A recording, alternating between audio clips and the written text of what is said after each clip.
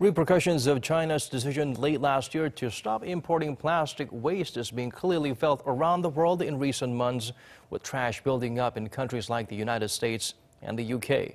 South Korea also has its own well-publicized issues related with that development. While the government managed to find some solutions, that's not going to be enough in the long run.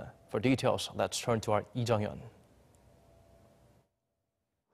The so-called waste chaos in South Korea started earlier this month when recycling collectors refused to take plastic bags, plastic bottles, and even styrofoam.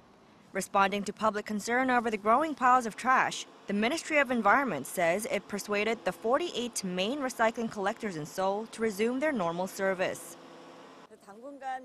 There may be some confusion over recycling for another couple of days, but we foresee everything returning to normal in due time. The capital has some 3,000 residential complexes, and collection of some items was stopped at around 1,600 of them.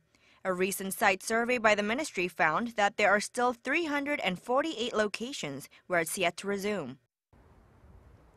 With waste being produced every day and piling up outside homes, it's becoming an increasingly pressing matter for the government to come up with more than just a quick fix to the issue. The root cause of the problem, China has banned the import of 24 kinds of solid waste, declaring last July it will no longer be the world's garbage dump.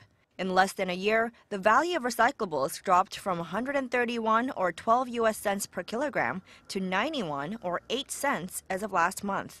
This has discouraged recycling collectors from processing materials that are no longer lucrative. According to Greenpeace, China used to import some 56% of the world's waste, including South Korea's. As a temporary solution, recycling collectors got compensation to resume their services.